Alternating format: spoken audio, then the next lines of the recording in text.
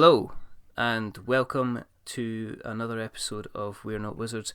My name's Richard. I'll be your host for this evening as always, and the title of this show is going to be another Friends of the Show special.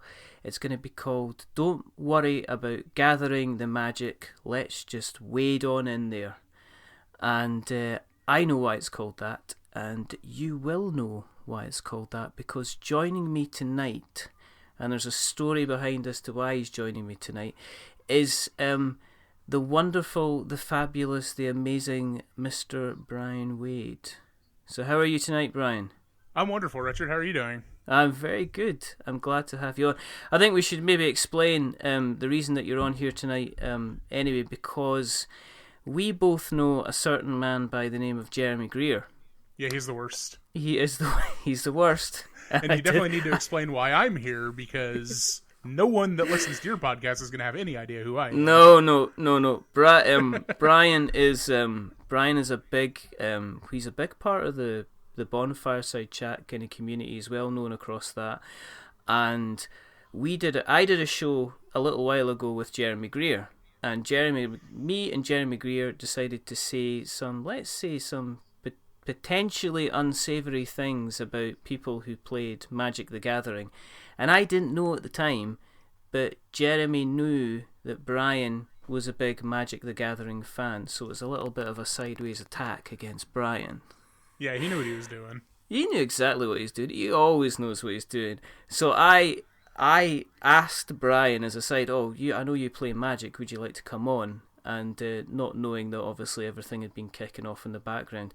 So first of all, Bryan, I wholeheartedly apologise for any offence or hurt it's totally that was all right, caused. Richard. I totally get it.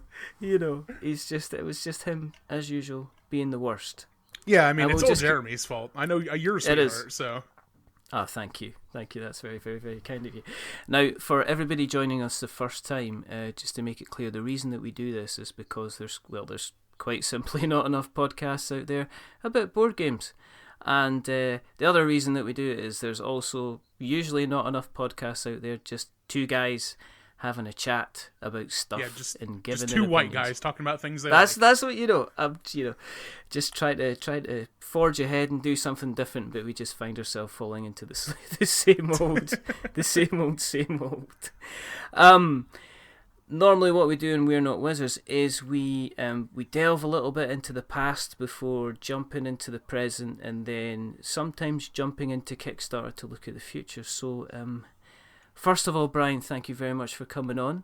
Thank you for inviting me. My apologies. No, I've been looking forward to this for a while, because obviously you're stateside and I'm stuck here in rather reigning Scotland. So this has been a little while to kind of organise. So we're talking a little bit about Magic tonight, which is hence the title of the show. But do you want to tell everybody how you kind of got into the kind of the hobby, just to start off, really?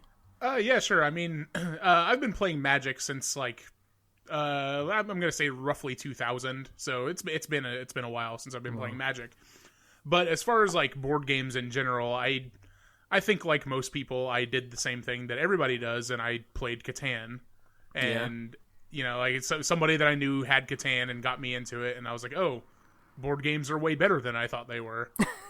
And it just kind of, like, I like games in general. Like, I've been playing video games my whole life. I've been playing Magic more than half of my life.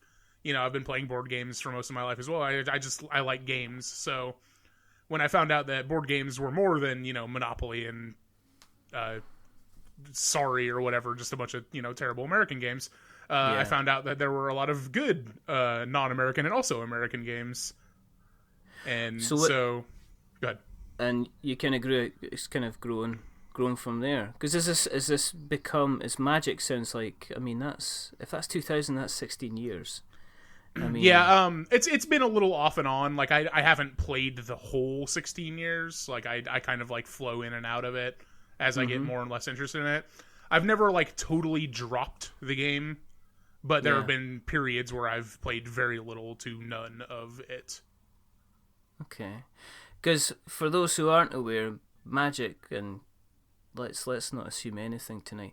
Magic the Gathering is well, you can't, Magic the Gathering is one of the card games that everybody talks about, down to the point where people don't call it Magic the Gathering, they just call it Magic.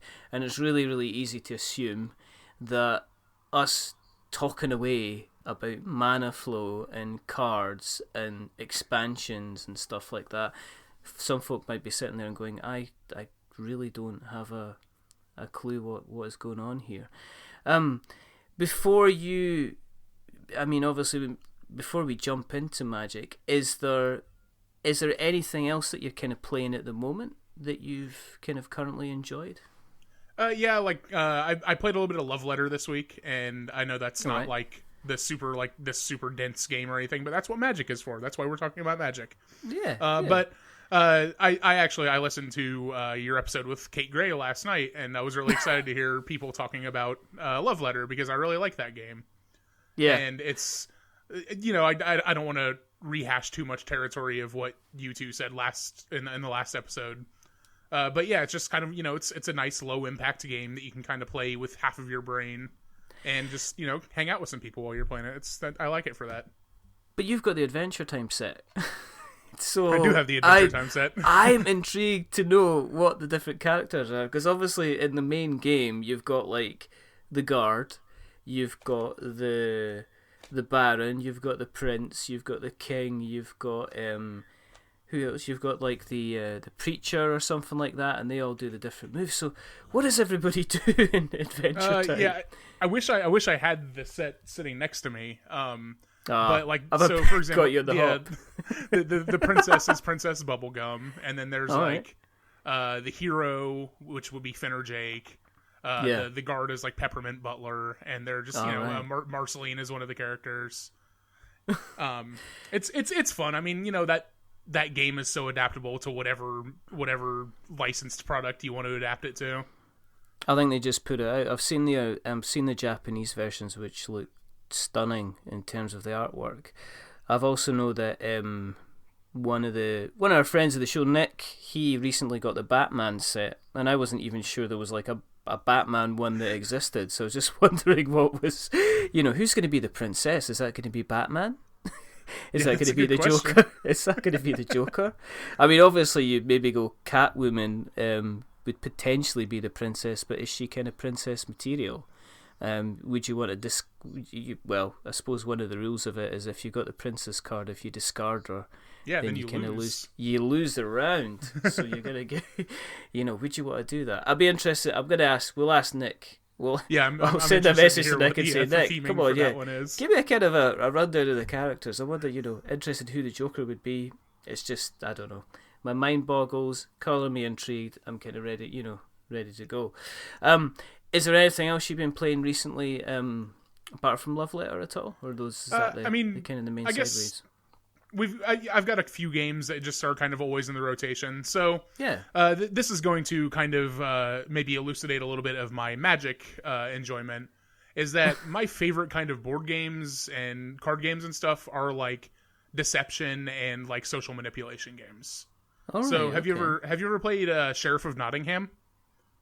I've heard a lot of good things about it. Yeah, but Sheriff of Nottingham is maybe my favorite like non TCG card game. It's like / board. I guess it's sort of a board game. Do you know anything about the way it plays? I've known a little bit about how it plays, but why don't you tell the good people? Yeah, sure. I'll hand them in your hands. You tell them. You tell the good people what it's about.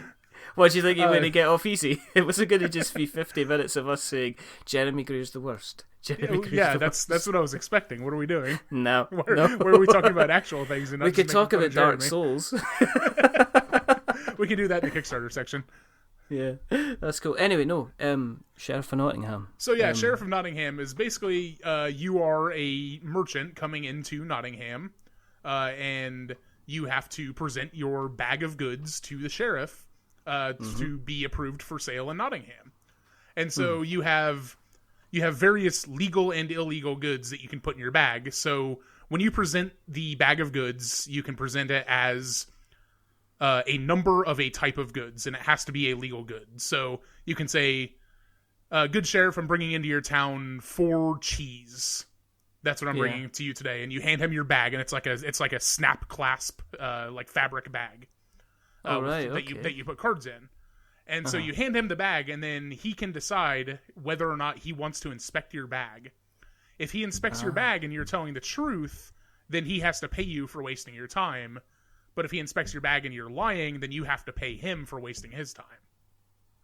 And he takes whatever contraband you have in your bag. So do people take turns being the sheriff then? The sheriff basically rotates around the table. And so each round, really one person plays as the sheriff, and the other three are bringing goods into town. Cool. So, is it? I mean, it's actual cloth bags, actual proper. Yeah, they're just like little fabric bags. They're pretty nice. And is it just cards inside themselves, just representing the different stuff? Yeah, I mean, you've got like cheese cards, chicken cards, egg cards, bread cards, whatever. And then there's also like the various like contraband, so you can have like silk or gunpowder or wine or whatever, right? And how many times have you played this? It sounds like you've developed a little bit of a love for this. So you played it a lot. It's my go-to game whenever we've got a group of people that want to play a board game or something. I always recommend Sheriff of Nottingham.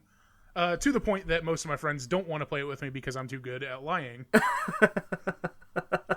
So you're a bit of a trickster then?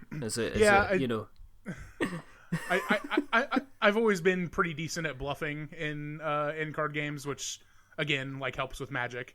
And so it's pretty fun for me. I've always enjoyed just being able to try to convince people of things that aren't true. But only in a board game setting. Yeah, you could better say that, because employers or anything like that, future partners, current partners, bank managers, anybody listening to this podcast. Brian's a decent man. It's not like he's interested in deceiving. Yeah, I only lie when there's a game on the line. I only ever lie if I have to win at something. Apart from that, if there's no competition, I'm fine. Otherwise, you know what I mean? Oh, look, is that an elephant behind you? And apart from Sheriff of Nottingham, I've learned to talk. Is there anything else that you've been playing at the moment? Any other go-to games that you like the look of? Have you ever, because you're into card stuff, have you ever ventured into like Netrunner at all? I have the Netrunner core set, and I have it all sleeved up and everything, and I have nobody that will play it with me. Really? Like I've got it. I'm the same, except I haven't sleeved it. I use it to cut vegetables and stuff like that. I just cut the cards. That's probably the smarter thing to do. Use it. I grouted my bathroom recently, so I used a couple of the corp cards. It wasn't any of the serious I saw you trying stuff. to troll me in the Slack talking about your McDonald's cards. Yeah, whether you we're going to get onto the whole subject of sleeving, because sleeving is an important part of Magic the Gathering. But it is. Netrunner is strange that it is. It's a game that has a massive click in the middle of it, and what I mean by that is at the beginning, if somebody sits you down and takes you through the rules, you spend half your time going back to the rules. You really need somebody that knows the game, almost kind of explaining it to you.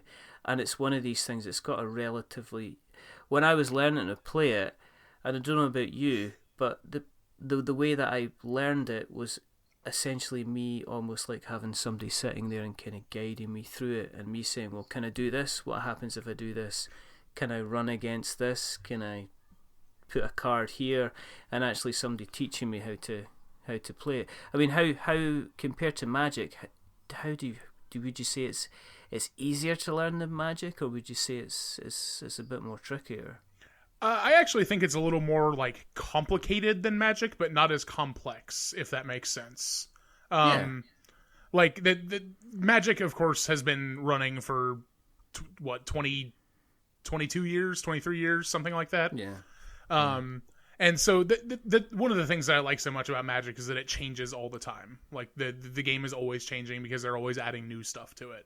And so I think the base rules of Netrunner are pretty complicated in a way that I'm sure that if I really understood them, I would love, but I've just never had the chance to actually sit down and play with someone who really understands them and can, explain them all to me. And because you don't have the commitment for it, then it's really, really difficult to... if you're not invested in it yourself, it's really difficult to sit down with somebody else and go, all right, kind of let's go through. I mean, we've all been there with games where you end up sitting down with somebody, try to play a game, and you end up going, should we just play something else instead? Do you want a game of Sheriff instead? Right, exactly. Because it's like, well, everybody already knows this game, so let's just play this instead. Yeah, let's just jump back to that one, because it's not worth kind of 45 minutes of my time. It's not worth you sitting there with a blank expression going, so I'm a runner, yeah? Yes, you're a runner. and you're the corporation, yeah? Yeah. So when do you run against me? I don't run against you and the corporation. Why are you putting your cards sideways? Because that's me preventing you from hacking me. Yeah, I'm icing them. Come on. Exactly. How do I hack? You do a run. So when is it your turn to do a run? And so on and so forth until somebody just turns around. It's like, I think there's a lot of... but I do know a lot of people that have continued to...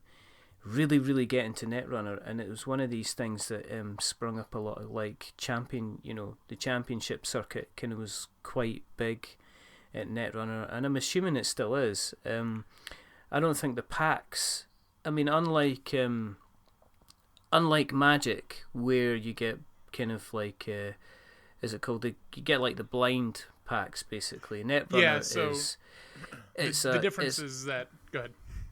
Well, you can go out and you can buy a pack. You can see, right. Well, I'm going to buy, I think there's one called Profit and Loss or something like that. And you buy that pack and you get that set of cards. Whereas if you go out and buy Magic, you can get random cards. They're put in a certain order. But you'll explain that to us. I will. I will, hopefully. Have you ever looked at Ashes? Rise of the Phoenix Born at all? I have never even heard of that game. You're not. It's we covered it a good couple of episodes ago. It's like it's very, very similar to. It's almost like a cross between. It's very kind of magic-y in terms that you have a certain amount of energy you have to build up. You've got the ability to summon creatures to fight on your side, and you're protecting like almost like a central character from getting damage. It's Playtat Games. It's good fun. It's worthwhile looking at. It's asymmetrical. Do you know what? I've never ever got into Magic, which is why I got you on tonight, because I'm hoping that you'll kind of remove some of the mystery at the club. Well, at the club. Where I go to, and that's the Dwarf Club. There are a lot of people that play Magic, and they've got them all sleeved, and they've got them all their decks, and they've got their cards. But what's the easiest? If I was well, look at me. If I'm starting at the beginning, how would you explain to people kind of what is Magic at the beginning? If somebody's looking over and they're going, "What you doing, Brian?" What would you say? That's a big question, Richard. That is a big question. That's the biggest question, I think, in regards to Magic. How do you explain Magic to someone? Well, you are a planeswalker, and the goal of the game is to kill the opposing planeswalker.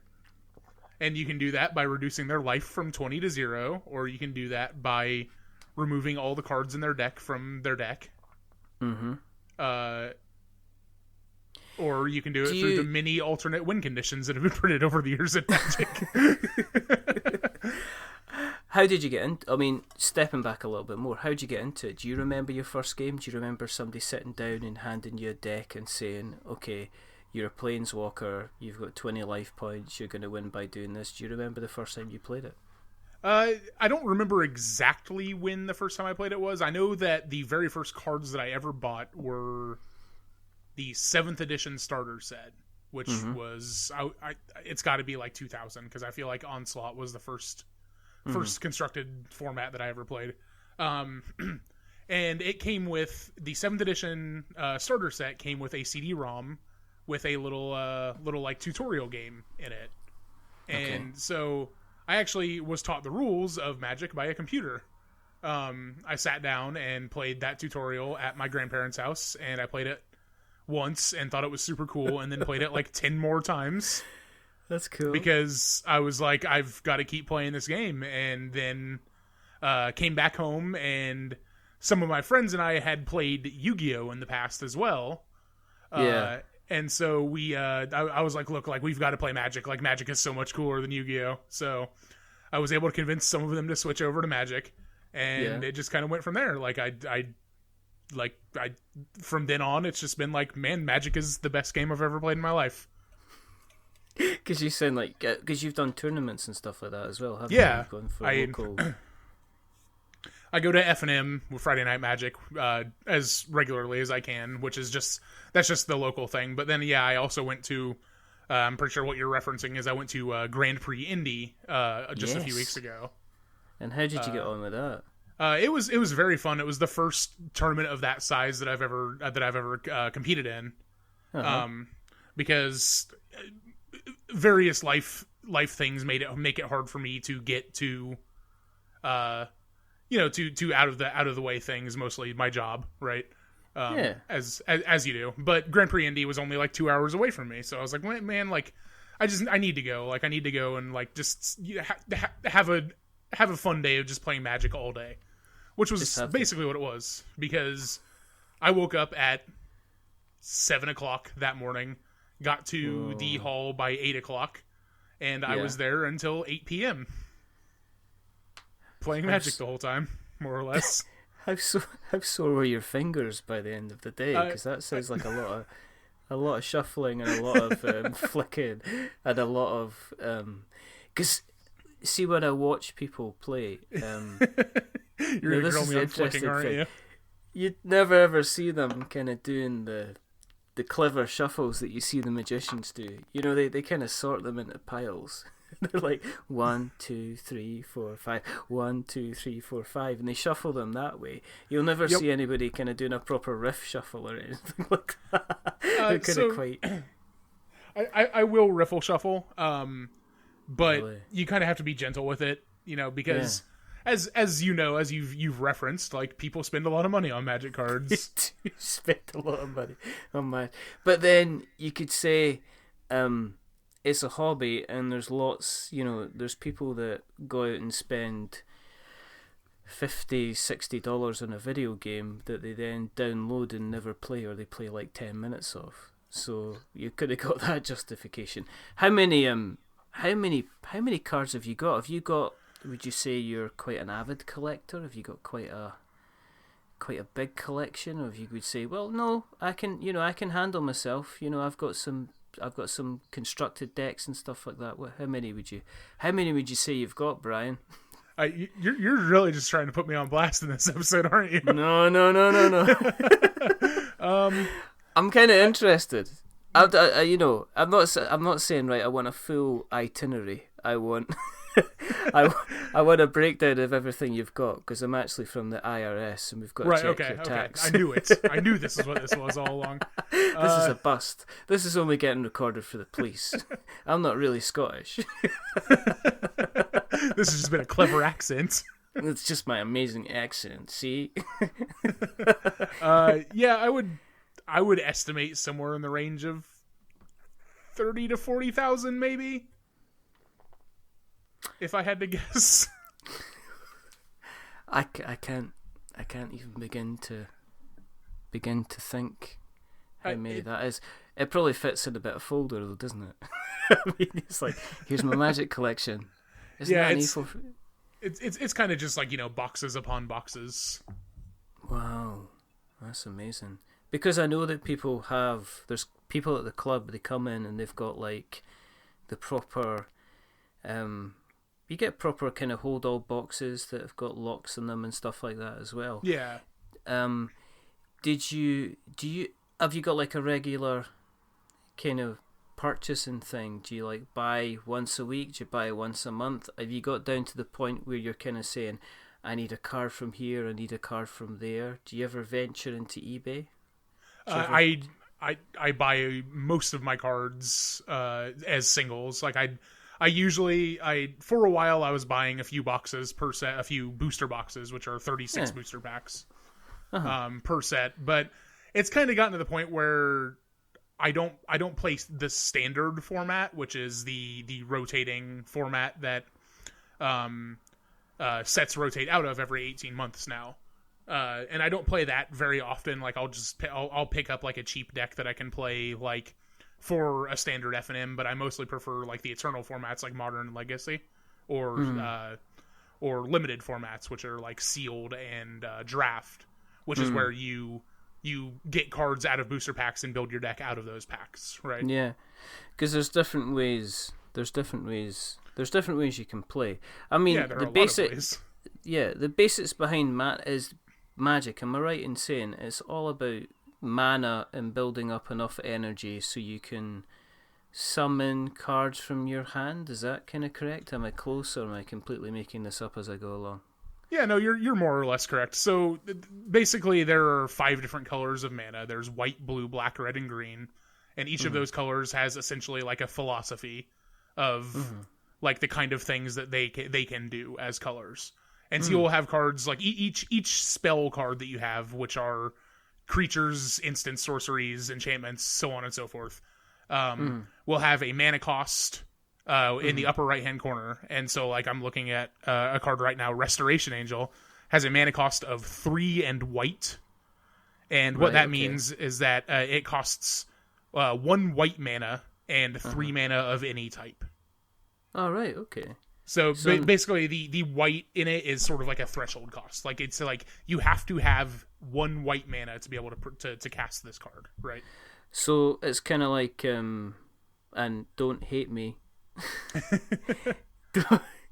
This is like when somebody says, "Now, don't take offense," but I'm not racist, but I know exactly. I like women, but I love wheat, but Pokemon has a similar kind of. Yes. There you go. See, were you offended? No, not at all. Actually, so I'm gonna cut. No, I mean, I'm not positive, but I'm pretty sure that Wizards of the Coast either designed or helped design Pokemon as sort of a way to get kids into Magic. Yeah. Because the energy system is very similar to the mana system in Magic. Yeah. Do you get cards then? Are the cards kind of like this is worth 1 mana, 1 white mana, or are they kind of worth multiple values? Do you get kind of like cards that are worth like 5 mana, 10 mana, or stuff like that, or is it just each card's worth 1 at a time? Do you mean like are there like mana producing cards that generate more mana? Yes. There are some lands that will generate 2 mana, and some there are spells that can generate absurd amounts of mana depending on what you do to cast them. So they're like there's a thing in Magic, like a concept in Magic called fast mana, which is basically where you're trading cards in your hand, aka like resources being cards in your hand, to generate mana faster. And so there will be cards like there's a card called Dark Ritual that is a famous old card from Magic. That is it costs a single black mana and it adds 3 black mana to your mana pool. And Dark Ritual is a fun card for new players because when you're new and you see that black mana symbol, you just associate that with swamps because swamps generate black mana. But what you're and this is I thought this, and I'm pretty sure that every new player thinks this, is that when you see add 3 black mana to your mana pool, it just says add like skull icon, skull icon, skull icon to your mana pool. You think that means that you just get 3 swamps. But that's not what that means. Because mana is this kind of ephemeral thing that's just like floating there. And you don't tap mana, you tap lands to generate mana. Right. Because this is one of the things that a good couple episodes ago we spoke to John Gilmore, and John Gilmore spoke about how he went into a competition, the first competition he went up against like a 10-year-old child and he did his draft, and he ended up getting a foil land. So what is this land card that everybody talks about, and why is it so bad just to get a land card? It's not necessarily bad. I mean, for if you're just getting like a foil basic land, like those aren't worth that much money. But right, okay. I mean, like I like to have foil land, like basic lands, because like I like to make my decks look pretty, and so if I can have foil cards in the decks, a lot of times I will. So, you build up your mana, and you use your mana in order to, I take it, summon creatures or create spells, and the idea is that you break through the other person's defense in order to start taking hit points off of them. Yeah. Yeah, more or less. So basically, like when you have creatures, when you enter the combat step, you can attack. You can declare creatures as attackers, and you don't attack your opponent's creatures. You just attack your opponent, and they can choose whether or not they want to block. All right. Okay. So if they have creatures that are untapped, they can choose to block your creature. Or they can choose not to and just take the damage to themselves. And I take it that is there the usual kind of reset phase and things like that. So when you do an attack, when you block with somebody, that's them kind of used up for that round, or do you get? I take it do you get creatures that can do multiple blocks depending on how they do, or is it just depends when they kind of wipe out, or is there all? Because it sounds as if it's been going on for 16 years. There's probably all of that in some way, shape, or form. Yeah, I take it. There is basically anything that you can think of with Magic, they have probably done before. But yeah, so basically the way it works is that you declare all of your attackers at once. Right. Okay. So if you have 3 creatures and you want to attack with all of them, you say, okay, I'm going to attack you with these 3 creatures. And when you attack with a creature, you tap them, which is just turning them sideways, right? Right, okay. I thought you were actually just going. You turn them sideways, and so basically the two phases that a Magic card can be when they're on the battlefield is tapped or untapped. Okay. And so when they're untapped, they're just vertical, normal, the normal way that you would look at a card on a table, and then tapped is when they're sideways. Right. And a tapped creature can't block. Right. Okay. So if your opponent has all of their creatures are tapped, then they can't block with them, no matter how many they have. And then you could just go straight through, and you can do some damage to the to the opponent. Yeah. Yeah. That sounds. Was it? There's the last time I've seen a mechanic like that, I've seen it quite a few games use that mechanic. Dungeon Saga that we played recently, that had spells that worked exactly the same way, that when you used the spell, you, as you said, you tapped it, but depending on how powerful the spell was, you either put it 90 degrees or you flipped it around 90 degrees the other way. So either reset straight away, or it took like 2 turns for it to reset and work all the way around, so you could kind of use it again. That's kind of cool. With you been playing it for so long, and with you having all the decks that you have, do you have has there been changes over the kind of the last kind of 10-15 years that have made you play it less, or has there been changes which you think, what did they do that for? Or alternatively, has there been changes that have come in that have made you say, this is it, there's been times where you just went, right, it's Magic or nothing, I'm just going to play Magic all the time because the new rule set and stuff like that has come in, has been absolutely fantastic. Yeah, I mean, like, they're of course, because they do, now they're doing 2 blocks a year, so the way that Magic blocks work, the way they used to work is it was 1 large set and then 2 small sets, so it would be large, small, and that would be the sets for the year, basically. Now they're doing 2 set blocks, so they do large set, small set, and they're doing that like two blocks a year now. And so because of the way that the blocks work, where there will be block specific mechanics, of course there are times where the mechanics are less interesting, and so I'm like, okay, well, I don't really want to play with these cards that much. But overall, I think most of the large scale rules changes that they've made over the years are actually, for the most part, very positive.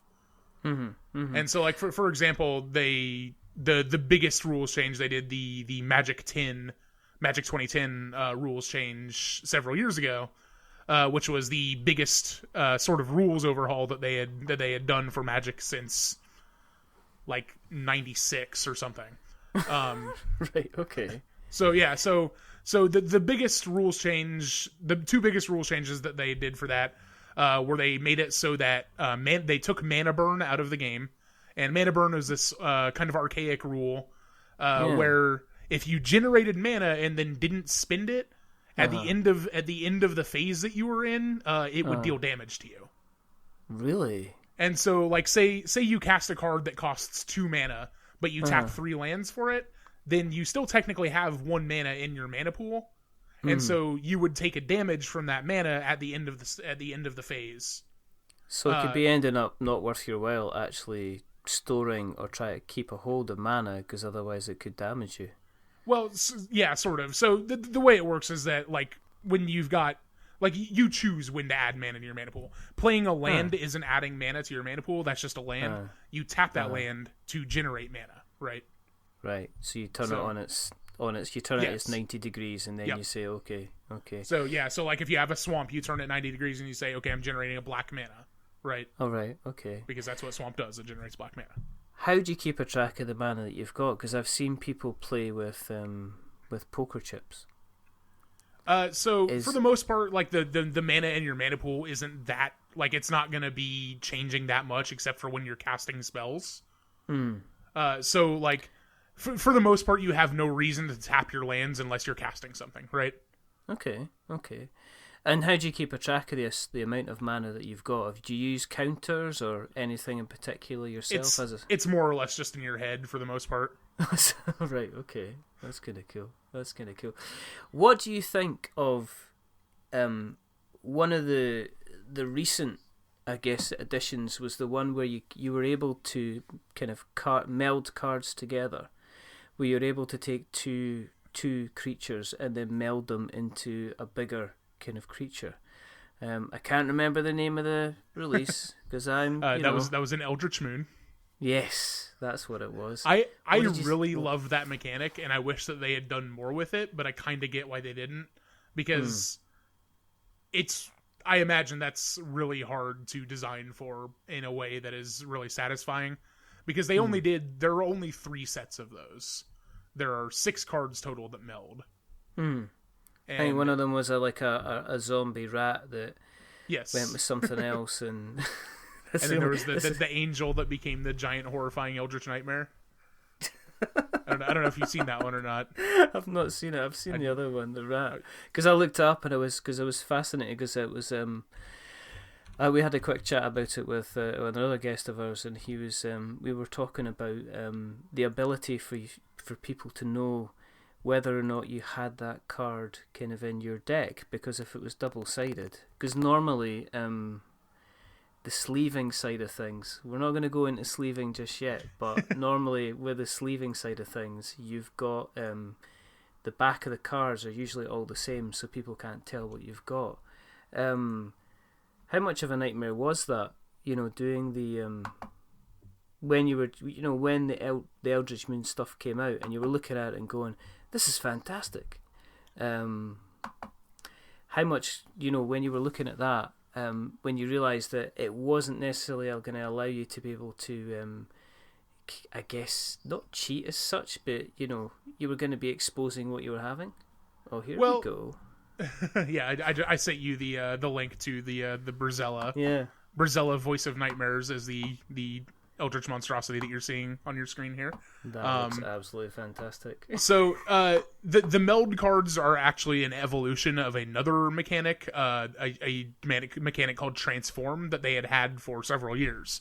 The set Eldritch Moon and the preceding set that started the block Shadows over Innistrad was a return to the plane of Innistrad from the previous block of Innistrad. And so the first time Innistrad came around was the first time they had those double-faced cards. And previous to Meld, all of the Transform cards just have a front side and a back side, and they don't like combine with another card, right? So this is a thing that has been in Magic for a good like 6 years at this point. Having cards on the back of other cards. Cool. So it's more or less like it's fine as long as they have two solutions for it. If you don't want to sleeve your cards, you can use these checklist cards that they put in the packs. Yeah. So you'll get like it's just like a normal Magic back card, and on the front it'll have like a list of the transform cards, and so you just put a little check next to the one that it's supposed to be representing. And so when you draw that card, when you play it, then you can say, okay, well, I'm playing Bruna, right? So you would play that, and then you would put the real card onto play, like on top of it or whatever. Cool. Did you ever use that? Did you use that yourself then? Did you play? Did you use the kind of the Eldritch Moon decks when they came out, or? I guess you must have tried them because I played like a bunch of limited, of course. I really like most of my experience with like standard sets tends to be like playing limited, which I do a lot of. And I'll do that like I will just like sit down at my computer and draft, do a draft of whatever the newest set is on Magic Online. But of course also like at Friday Night Magic we will do drafts and sealed occasionally. So just to explain to people, because as I say, this is you're blowing my mind at the moment because it's gonna like because I've always this is gonna be really really complicated, and I see the guys just tapping stuff left, right, and center and going right, okay, I'm doing this, combining moves. I remember seeing one game of Magic that lasted all of about 2.5 minutes. And the guy just went, right, I'm gonna do this. That means I'm going to I'm basically gonna mirror this card. I'm gonna copy this card, and that means I take you for all of this. And the guy just went, yep, fair cop, pretty much. Yep. Got up, walked away, tears in his eyes, kind of went home. But that's kind of what happens. Draft is when you're talking about draft. Does that mean you get a set number of cards to make up a deck, in order to play off against somebody? Is that what you mean by that? Yeah, more or less. The draft format is basically like you sit down at a table with 7 other players, so there are 8 total, right? And each of you has 3 booster packs.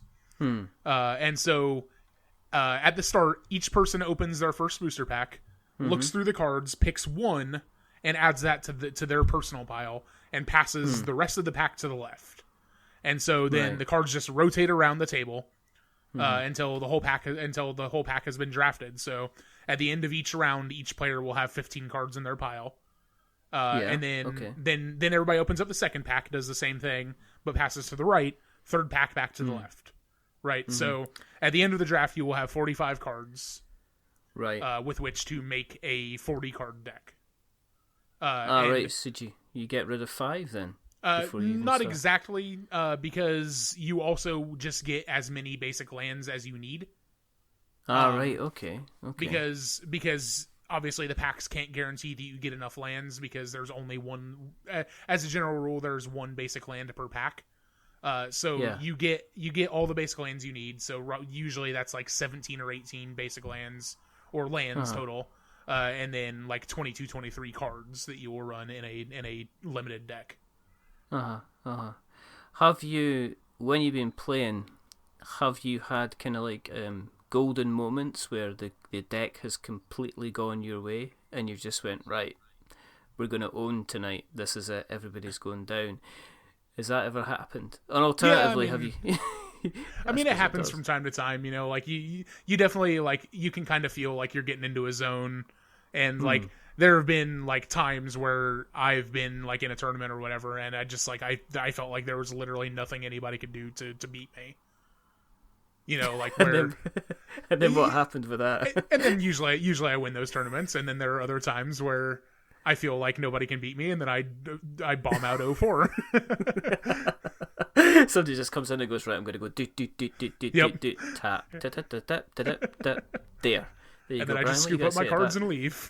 You'd be the guy that's getting up, turning around and crying. Yeah, I mean, I think every Magic player has been on both ends of that.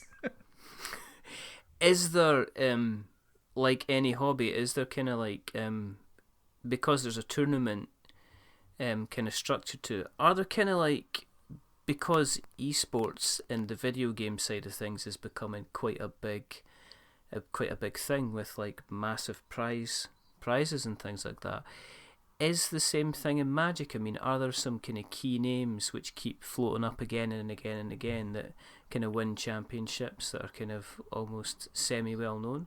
Or is it still quite, Yeah, there's a sizable number of like Magic pros. Mm-hmm. And, you know, like you as in any game of skill, like you see the same names a lot, like winning Grand Prix, winning Pro Tours. Mm-hmm. The Pro Tour for the new set Kaladesh is this weekend, so I'm pretty excited to see how that goes because there's a couple pros that I really like that are playing in it. Do they Twitch now these things? Is this something that you'll be able to watch on? Yeah. Yeah, the Wizards will stream the tournament on Twitch and on YouTube, so that'll be most of my weekend. You're just gonna sit there with just put it on. Packet of crisps, get some juice, make myself a nice tea, sit at my computer and watch. Sit in some really comfy sweatpants. But then again, you know, at the end of the day, there's not much of a difference between you say doing that and sitting down for say 3-4 hours and watching the football on a Sunday afternoon. I mean, there isn't really a kind of a difference, and I think that's why. I mean, that is why, you know, the esports thing is kind of taken off, and it's almost started to drift into the kind of the board game side of things. As I say, I've mentioned kind of there's Netrunner tournaments, and you've also got kind of X-Wing is quite a big thing now with people maybe not moving into winning kind of cash stuff, but there's certainly kind of national, international kind of championships kind of going for it. My local store, the Game Annex, I'm just gonna go ahead and give them a shout out because I love everybody there and I love Dawn. She's amazing. They do a lot of X-Wing, and I'm always very fascinated like watching those people play because I've never gotten into the miniatures games. Like I've played a little bit here and there, but I always think it's super cool. And if I wasn't already like so far in the tank with Magic, like I can see myself getting into that easily. You kind of say, right, okay, do I get the X-Wing basic set? I'd have to sell these Magic cards. No, that's that's $3. I could possibly get a. I mean, how much does a pack of Magic cost nowadays? Is it like $3.50, $4. See, that's not an awful lot, is it? It's not a lot, but I don't buy mini packs, honestly. Like I said, most of the cards that I buy are singles. Yeah. Do you have a card? Now, I'm not going to put you on blast or anything like that. But do you have a card that you've kind of you've got and it is your kind of your cream of your collection that you've kept it nice, and this is the one that if you maybe wouldn't show, say, me or Jeremy, but you might show kind of like the inner circle and say, gather around and look at this card. Do you have like a really, really card that you're like, this is worth like 3 months rent or something like that? Is there anything like that? Yeah, no, I don't have anything quite that expensive, but funny story about that is that when I was in Indianapolis for the Grand Prix a month ago or so, all of the vendors, right, like all the card shops, all the dealers will come out and like they have like these like gorgeous table cases of just like all of their most expensive cards, right? And it was so hard for me to not spend $1,100 on one card, Richard. I had to stop myself multiple times. Really? I mean, what kind of cards are you talking about? Okay, so if you're not going out and spending that money, is there like, if I don't know, say Brad Pitt and Angelina Jolie have split up, right? Yeah. And if they're both saying, well, Brian, he's a cool guy, and they're both fighting over kind of hanging out with you and stuff like that, and they say, Brad Pitt says, any card you want, I'll get it for you. And, Angelina Jolie says a long thing, but I'm not going to do Angelina Jolie because I can't. But, what card you want? That's as good as I get. That's a perfect That's pretty Jolie. spot on. Let's go ahead and run that back. Do it one more time. What card would you want, Brian? Perfect. No, I said like Lois at a Family Guy. That's what it sounded like. What card would you want, Brian? Yeah, Brian, what card would you want? Really, I don't know. Stop the show. We've taken it too far. Yep. We referenced Family Guy. We've just got to end it now. We just went Family Guy, and everybody's gonna go, well, you know what? Nobody watches that over here. Not since it switched channels. Yeah. Anyway, going back to the question, which is a ridiculous question. If Brad Pitt was trying to persuade you to hang about with him by buying you a magic card, is there a magic card that Brad Pitt could buy to make you hang about with him, or would you just hang about with him anyway? I mean, to be honest, I'd probably just hang out with him anyway. But if he was gonna buy me a card, yes, then I mean, it's the obvious answer, but it would just have to be a Black Lotus, right? What is so special about the Black Lotus? Because I have done a googly check on it, as you would do, right? And there is one on eBay. Let's just see. What's so special about it? Because it's like, is it almost like a meme it's become? Here we go. Black Lotus Beta BGS 9.5. Oh, it's been slabbed. Yes. Yep. A lot of the really valuable, like the really nice ones, have been slabbed. Because the only time I've ever seen slabbing before is comics. Because I drew a picture of I painted a picture of the first issue that Spider-Man appeared, called Amazing Fantasy number 15, and I painted it on this guy's wall. And this guy says, I've got the original comic, which is worth about $10,000 or something stupid like that. Yeah. And he says he was going to get it slabbed. And I was like, what do you mean by getting it slabbed? Because I had an impression of him like keeping it flat by getting a concrete block, putting it on top of it. Is that what you mean by that? But he went out and he says, okay, here's a Thor. And he had like a Thor number 3 or something like that. He says here, and it's basically, for the listeners at home, slabbing is a process where you take something that you have no intention of touching ever again, and you put it between two big bits of perspex and essentially seal it off. Yeah, it's just two thick pieces of plastic bolted together. Exactly. And it's got a little bit of card at the top that tells you what condition it's in. So there is a slabbed Black Lotus that's near. It says it's BGS 9.5 quad, which could mean anything. I mean, that could be a type of car. For $48,000. Yep. That is I think that's the one that was going around like last year or the year before. Like where I think it was originally graded for like it was, the guy was trying to sell it for like $30,000. So I don't know if maybe it sold and someone else bought it, but yeah, like, so it's live. I mean, it's here just now. I could press buy it now and I could send it. You should. It's a good idea, Richard. It's like it is actually worth its weight in gold. It's probably more expensive than a diamond, considering how heavy it is.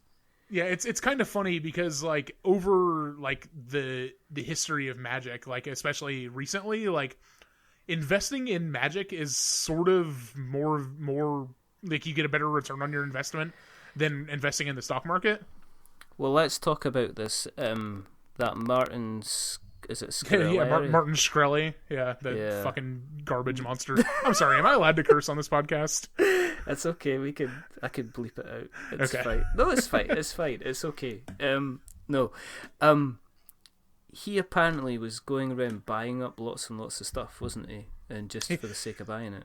Yeah, he I guess he just decided, he's like, oh, I've got this much money and I want to start a Magic collection for myself because, he is, for all the things that I hate about him, he's mostly a pretty smart dude, and he saw the same thing that a lot of us see, is that Magic cards hold their value really well, and basically only go up in value. So if you are in it to invest money to get a return, like, you're probably going to get a return on it if you buy the right cards. It's just a real shame he'll have absolutely nobody to ever play with him. Exactly. And I know you listen, so if you do, I know he listens, just in case we're going to talk about him. He's probably got somebody scanning podcast to check who's talking about Magic. Listening for his name. So if you are listening, try not to fall downstairs. You'd be a terrible loss. But yeah, so Black Lotus is the obvious one. It's the Holy Grail. But what does make it so special? Is it because of its rarity then, or is it because it's very old, it's very rare, and there aren't very many of them left, basically. Is it a good card, though? It's a very good card. So you're looking at it right now, right? Yeah, I am, yeah. Notice in the upper right-hand corner there's a 0? Yeah. That means it costs 0 mana to cast, right? So you just play it for free. Right, and it's an artifact, which is just it's a permanent card that you put into play, onto the battlefield. And then it has the ability tap and sacrifice to add 3 mana of any one color to your mana pool. So that means you can add white, white, white, blue, blue, blue, black, black, black, red, red, red, or green, green, green, right? Like you could add any of that. So for 0 mana, you get 3 mana to cast anything else, basically, right? That's pretty good, isn't it? So yes, it's very good. That's one of the fast mana cards that we were talking about earlier. It's like, right, okay. It's like the best fast mana card, essentially. It is the underlined, highlighted with yellow or pink highlighter pen. The best highlighter card, the best kind of fast mana card there is. Yeah, more or less. It's also part. So there's also there's 9 cards that have this sort of legendary status in Magic. They're called the Power 9. And that's Black Lotus is one of them. It's Black Lotus, the 5 Moxes, which are artifacts that cost 0 that tap to add a mana of a color to your mana pool. So Mox Sapphire just costs 0, you tap it, and it adds a blue mana to your mana pool, right? Okay. And then there's Time Twister, Time Walk, and Ancestral Recall, which is the card that I was looking at GP Indy and had to convince myself not to buy multiple times. So what was that? Is that the one that was $1,100? Yes, that's the one that was $1,100. That's it's I a don't single need blue to live mana. in a house. I can live in a car. Exactly. I have an Ancestral Recall. Who needs a house? Exactly. I could just show that to people. That'll let me into clubs and stuff. Yeah. If I'm at the door and the bouncer's giving me a bit of grief, I can just go, look. And he'd be like, whoa. In you go. VIP lounge for you, son. Yeah, right. Just put it in my wallet and You just flash it whenever I need to. Just exactly. You can actually put it in an ATM machine and it just dollar just bills. generates money. Dollar bills just come out. You end up looking like one of those really cheesy kind of hip hop videos where you just get the folk with the money. Right. It just pours out the ATM machine because that's how that kind of thing would rock. Let's touch on sleeving. Okay, let's talk about sleeving. Let's talk about sleeving. Do you sleeve everything? Is sleeving big? I mean, why sleeve? Why should you sleeve? Well, as we've just discussed, there are a lot of cards that are worth a lot of money in Magic, and keeping the cards in sleeves keeps them from getting the normal wear and tear that you would get from just shuffling them and handling them normally, right? Because you've just got, I mean, it's just a little plastic barrier between you and the card, but that keeps your finger oils off the cards. That keeps you from scuffing up the edges by picking them up roughly or whatever. Right. Are you a double sleever then, Brian? I only double sleeve very certain things. So basically, if I'm playing really valuable cards, so there's a deck that I have that's worth several $1,000s probably, that is double sleeved, right? Yeah. Well, you would do that, wouldn't you? Yeah, because those cards are extra valuable and extra worth protecting. Yeah, I mean, some people were talking about if you double sleeve it, even if you spill liquid on it, then the card will be fine. It's mostly safe at least. But just don't attempt to do it. Have you ever been in the situation then where somebody has been playing about with your single sleeved cards and just been, twisting them out in their hand and flicking them about with a disregard that you've wanted to go, right, I'm going to just take you outside. Yeah, I've never had that happen. I think that it's funny that you bring that specific, like, that kind of, like, kind of shitty magic. I'm sorry, I did it again. That's fine. That kind of magic player. It's okay. It doesn't matter. It's it's past the watershed now. Right, because I've spent I basically just like spend like 10 minutes a day scrolling through the rudest / worst MTG opponent you've ever played thread on MTG Salvation, which is like the Magic Salvation forum, and this is just like a Magic forum, and that is a thing that comes up pretty often where like people will like shuffle their opponent's cards like roughly and stuff, and like people get real salty about that, and with good reason, just kind of like just to mess them up, just to mess with their minds. Yeah, I mean it's a dick move because like if you're at especially at a tournament, like that people have spent money on these cards. Yeah. And like it's kind of just a thing where it's like, man, just respect someone's property. So yeah. I've never had that issue, but I'm very glad of that. But I know a lot of people do. I know that Colin was talking about not Magic, but he was playing a game recently at I think it was Pixel Tactics, and somebody insisted it was either Pixel Tactics or one of his other card games that he's got, and you should look at Pixel Tactics because I don't know if you've managed to play it, but it's good fun, and it's very cheap. I've been making eyes at it at the Game Annex every time I've been in there recently. Try it. It's so good. Colin talks about it in the last episode that me and him did together. Okay. And we actually did an episode on it, and it's kind of like imagine kind of a Magic card, but having kind of 3 or 4 boxes of what you can actually do as opposed to just one, and depending on where you place the card on a grid, that decides the power that the card has. Okay. And it's really cheap. I think it's probably going to be about $16 for the base set, and that's all you need. All right. So, yeah, I'll have to check that out next time. There you go. I'm just becoming a dealer. First pack's free, Brian. Then afterwards, we got to come to some kind of arrangement here. Yeah, he was saying that he was playing. I can't remember what game it was, but somebody was sitting there just like tapping the card almost to their teeth because they were thinking about what they were doing. And he said he swore at them. He's like, what do you think you're doing? Kind of thing. So it was I could see that being very, very infuriating. Yeah. No, it's just I can imagine because I know that people at the Dwarf kind of, there's guys that have kind of like said, here's this deck, I could trade this in today and I could buy a small car. Yeah. And you're just kind of like, whoa, really? But there's some people that will just go out and they won't think anything of spending a decent amount of money on a deck. But then I'm not going to poo-poo somebody for their hobby. If they get fun out of it and they enjoy it, and as long as they're not doing anything illegal for it, then kind of fair enough. Yes, that's cool. So if anybody's looking, say somebody listens to this and goes, that Brian, he knows his stuff. What do you recommend they do? How would you recommend somebody starting Magic for the first time? What do you think's their baby step should be getting into the game? I would say just find out what local gaming store has like the friendliest Magic scene in whatever area you're in, and just go in and like talk to the owners, talk to the employees of the store, like find out who knows about Magic at the like that works for the store.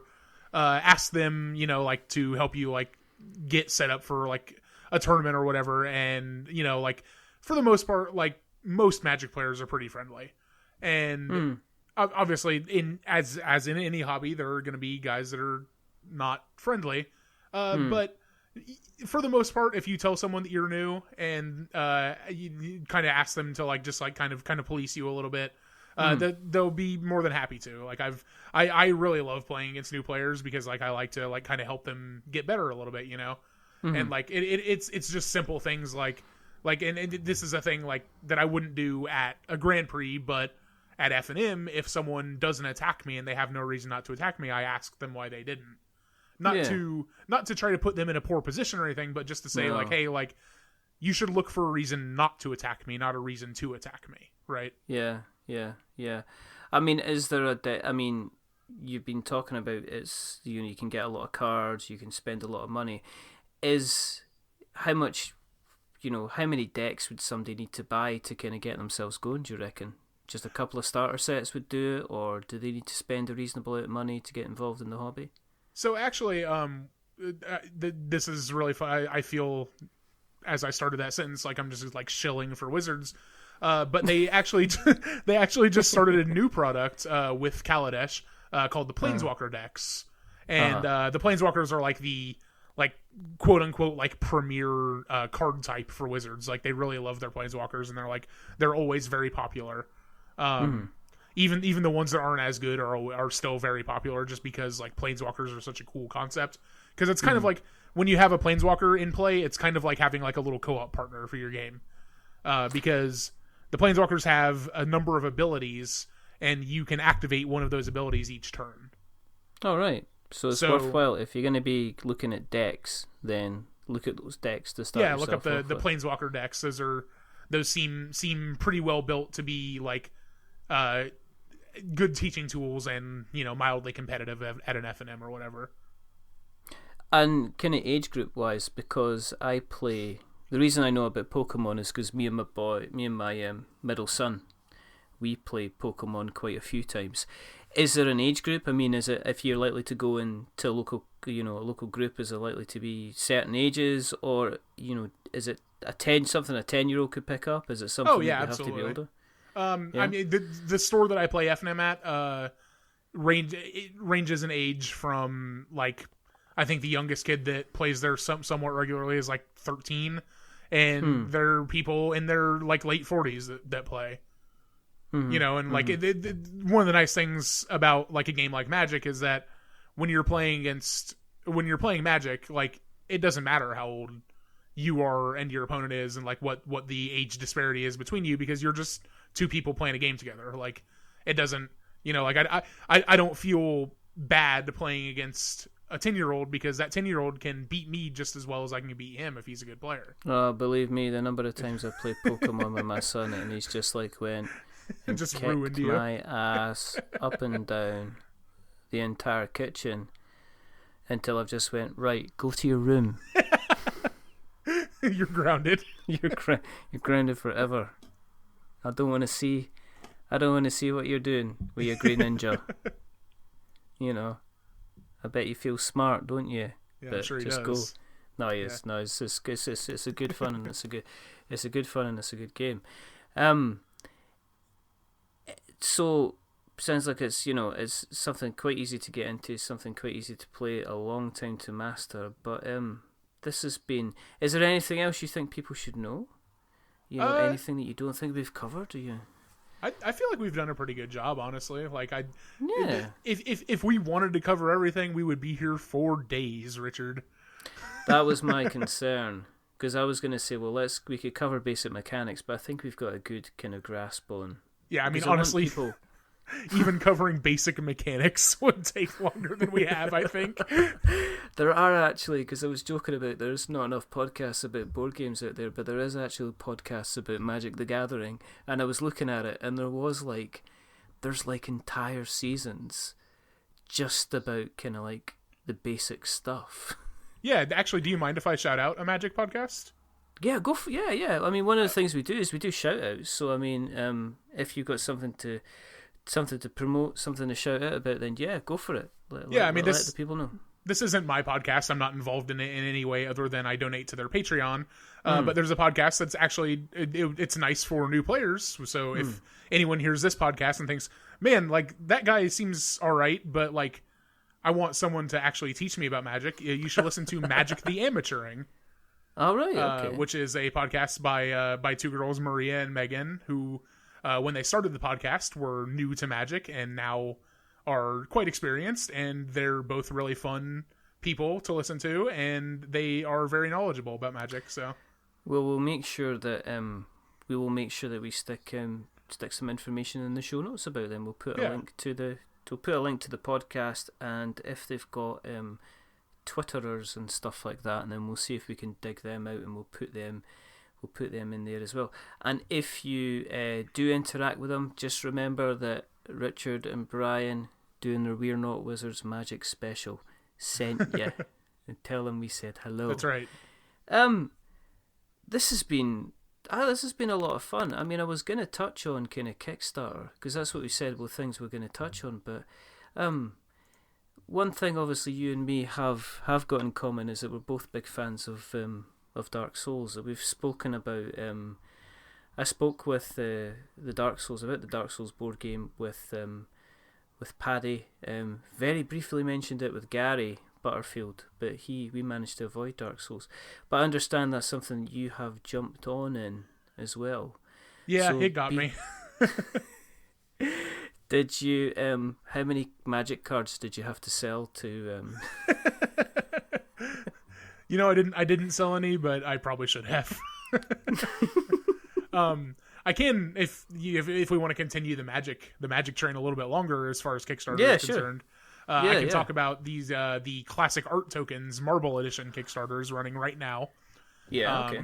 And what classic art tokens is, so there are tokens in Magic, right? Like you will like occasionally like create token creatures. So there will be like an elf that is just like a token. Like it's not represented by a real card, but you can use just like dice or like little of those little like glass beads, or they do print like token cards, right? That aren't real cards, but that you can use to represent. Yeah. Okay. And so what Classic Art Tokens does is, I think it's really cool. This is the second Kickstarter that they've done. They have a bunch of classic art. So like I'm looking at like there's a sapling token that I'm looking at right here. It's a 1/1 creature, and it is the art for the token is "They Stand Quite Still Pretending to Be Flowers" by Arthur Rackham. All right, okay. So, and then there's like there's a spirit token that is "Woman with Birds" by Toshio Aoki. Mm-hmm. There's a whole bunch of them, and they're all very cool looking. And it's kind of nice to have just like a classy token collection that you can use. And how long has the Kickstarter got to go? As of right now, it's 6 days as of right now. So I don't know when this podcast will be going up. There'll probably be like 3 or 4 days, maybe. Probably. I might even try to get it up as quickly as possible. Okay. But if, I can send you the link to the thing too, and if you want to tweet it out or whatever, let your followers take a crack at it. We can put the links out there. We'll put the links out there in the show notes, and we can also send it out through the Twitter sphere as well. Which is going to say, well, yeah. So let people kind of take a look at that and see what they think. And is it funded? I guess that's what it is. Yes, it is funded. Yeah, it was a $10,000 goal, and they've got $34,000. So and if it's anything like if it's anything like the last Kickstarter, he will have like a store up where you can just buy the stuff. So even if you miss out on the Kickstarter, you can probably still get that's cool. the tokens if you're interested. Yeah, there seems to be happening a lot on Kickstarter. That once things are finished, they're still kind of offering people the ability to go in and jump in afterwards and buy, which is fine, which is cool. Yeah, I'm totally fine with it. Yeah, me too. There's too many times you don't want to. You kind of on that edge. Do I jump in now, or I'm going to miss out? Do I wait for it to come out to retail? So no, we'll get a shout out to these guys, and if anybody's interested in that, then cool. It should still be available by the time that you listen to this. This has been fun. Yeah, it has been. You got to talk about something that you didn't think you would enjoy, and you ended up enjoying it. I'm considering I might just jump on the Magic train. Yeah. So what can I do to get you into your new Magic lifestyle today, Richard? I think I think I'm going to go and track down somebody from the club and say, show me a bit of Magic, show me how it works. Because Yeah, I think buy I'm a gonna couple of the Planeswalker decks and just say, hey, show me how to play this. jump in, see what it's like, see if the water's kind of nice and clear and lovely and full of mana. Now it is. I would argue that it always is. Well, you're 16-year veteran, of course you're gonna. That's gonna be.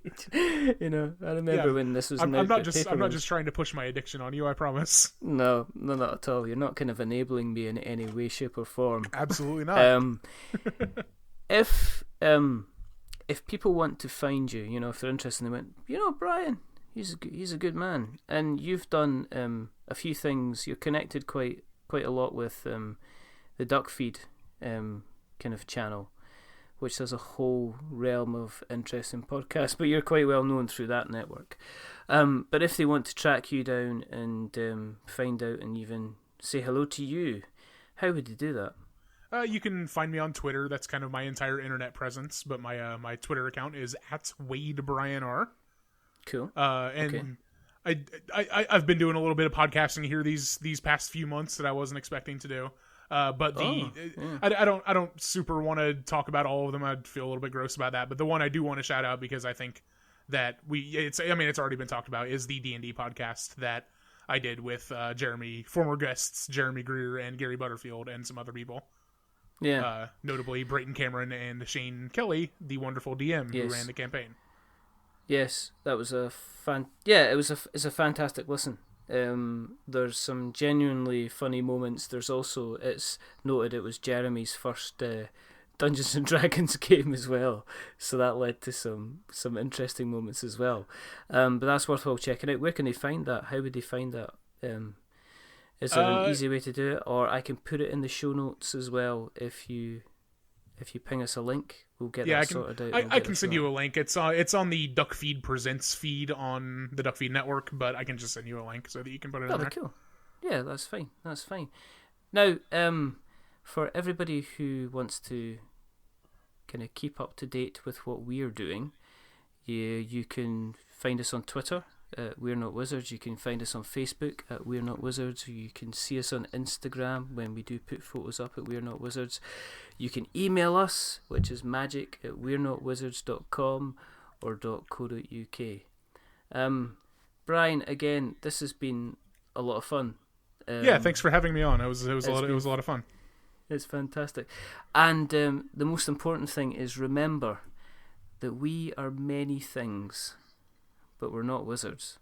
I'm a wizard, Richard. I'm a wizard of the coast. Bryan, we spoke about this before we came on. I say we're many things, but we're not wizards, and I ask you if you're a wizard, and you say... I'm a wizard, Richard. No, you don't say that. We're gonna, Right. You're never coming on again. All right, perfect. Get out of here.